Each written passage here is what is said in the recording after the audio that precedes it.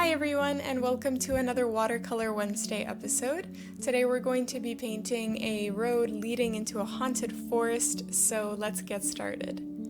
The first thing you want to do is tape the borders of your piece of paper using Scotch tape, only if you want a really clean and crisp border at the end of your painting. And then you can lightly sketch a road leading into the horizon. You don't have to sketch one out, but I just opted to do so. And then I covered the first layer of my piece of paper with just a layer of water using a mop brush. And as always, I've linked the materials that I used in this video and all my videos in the description if you want to check those links out. And then I progressively started adding brown, a little bit of beige, perhaps a tiny bit of orange to that wet layer, and I just kept layering on these colors, making sure to keep the borders of the piece of paper the most dark, and I kind of angled it in a circular pattern so that the colors faded towards the center, which ended up being completely white. So just making sure again that the outside of your circle is the darkest and the inside is just completely white. And you want to make sure that that little circle, the circle that is white, is where your road kind of leads into the horizon.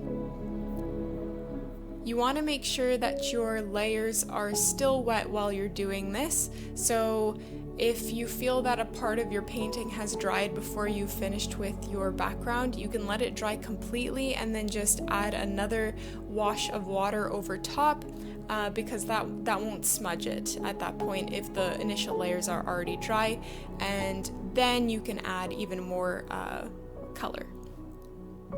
Then we can start painting the road. So I wanted to paint on those classic yellow stripes that we see on country roads. So I painted that yellow strip in first because it's much easier to just outline the yellow strips with black rather than doing the reverse, painting the black first and then leaving a white space to paint the yellow strips. You can do it either way, but I just found that this way is easier and faster. Just make sure that your yellow strips are biggest kind of at the bottom of your paper, because that is supposed to be the perspective that is closest to the viewer. And then of course, as they get further and further away, they get narrower and narrower.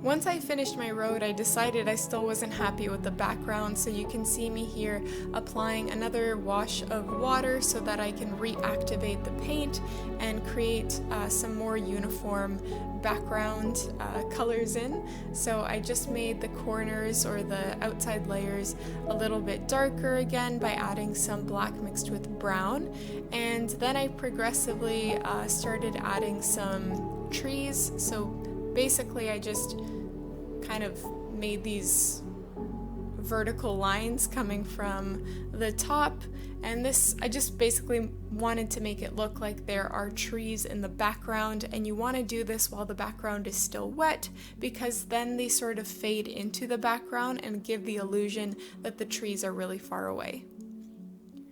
Once that layer has completely dried, this is when you can start using your really thin brushes. Again, I've linked the ones that I use in the description, and you want to create some trees in the background. So you want to make sure you're making them very small and very light, and as you get closer to the viewer, or you want trees to appear closer to the viewer, you make them a little bit longer, bigger, and darker in pigment as well.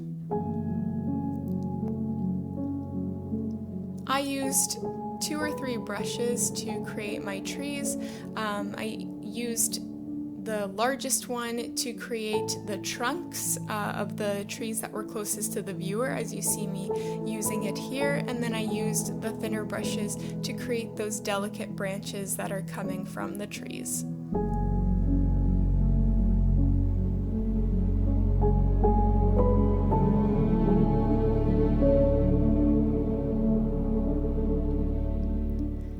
also want to take this opportunity to ask you guys to like this video if you're enjoying it.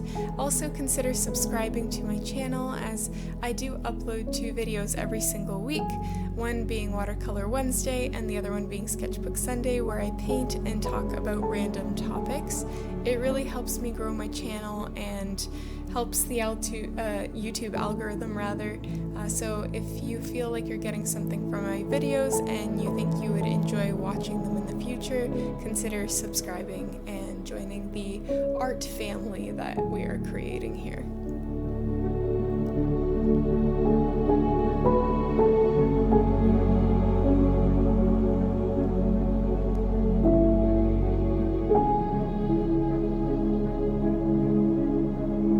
Once you're happy with the layers of your trees, you can fill in the bottom portion of the trees with some more brown pigment so it doesn't look like they are sprouting from nowhere.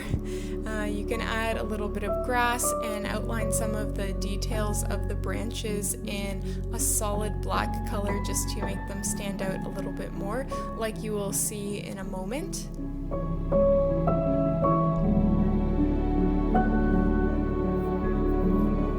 I also flicked on some paint to give the illusion that there's some sort of foliage in the background.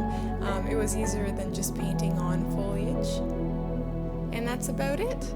Peel off the tape if you opted to put some on at the beginning, and you are left with a beautiful painting. Thank you for watching, and I will see you in the next video.